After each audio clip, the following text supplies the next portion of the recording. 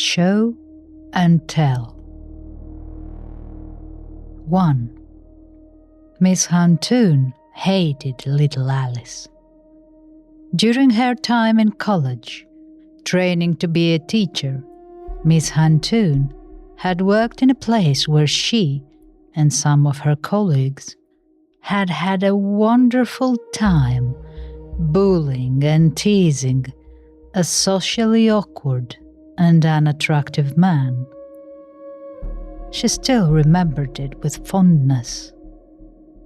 And a woman there had taken her and 2 other girls into her office, and as the saying goes, ripped them a new one for it.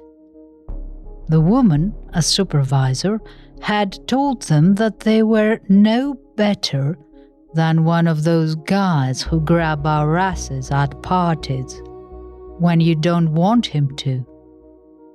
She had also looked straight at Diana Huntoon and said, "And it's also a big clue about how horny and depraved you actually are, even if you go to church and stuff all the time, when you treat a guy like him like that."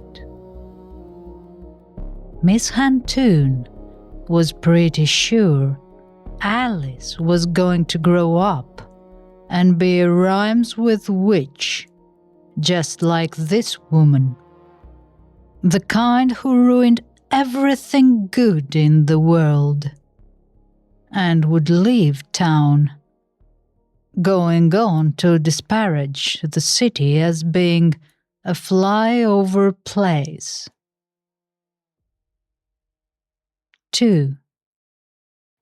Diana Huntoon had become a teacher in order to always inhabit a world where she had also always been a queen. And she considered this particular class to be almost perfect. The little girls were nearly all beautiful. You could tell most were going to be cheerleaders, as she'd been. They adored Miss Huntoon. Several of their moms were influential in Miss Huntoon's church. The boys were also perfect. Proper little boys who liked baseball and football. Real football, not that communist crap, soccer, thank you very much. The little guys all had sweet, aching crushes on her. Whilst good for her ego, they were still too young to cause her any problems. If her top buttons were sometimes undone when she went to their tables, it was entirely accidental. She thought only a sick person would have thought otherwise. Then there was little Alice, a plain little girl with a lazy eye. Alice, who used too many big words. Miss Huntoon had decided to read her kids a famous story about a talking lion. She'd been pretty sure the pastor at the church would approve. The pastor was a young guy, very good looking. Diana had overheard 2 of the other women saying that they wondered if his faith in the Lord was as big as his muscles. Whilst thinking this was a bit rude, she admitted to herself that she was also curious. Miss Huntoon had earnestly mentioned this book to him to see if he approved. He had. She'd been rewarded with a hug. The hug had been one of those brotherly after church in front of everyone, including the old ladies' things. But she'd got to feel how big and rock hard his arms were. He'd said that the kids would be at their age absolutely too young to get the subtext, and it will be more effective for that very reason. But the Holy Spirit will move through them. You'll be doing them all a personal kindness. She'd been demure and thanked him for his support. The kids had loved the story. It had been going well. And then the little rhymes with which Alice had ruined everything. She'd put her hand up and asked, "Is this really a Jesus book, Miss Huntoon?" And it had got even worse, because Alice barely let her answer. She'd just gone on about how those other books about little creatures with hairy feet and all the stuff about magic rings was also a Jesus book. Diana had told her she didn't think that was true. And even though the other kids had laughed at Alice, it was too late. The ugly thing had ruined everything. So, when a few days later some of the other girls laughed at Alice again because she said she had the real Snow White's mirror, Miss Huntoon had a good idea. 3. The kids were really too old for show and tell, but she would make it a project about things important to my family.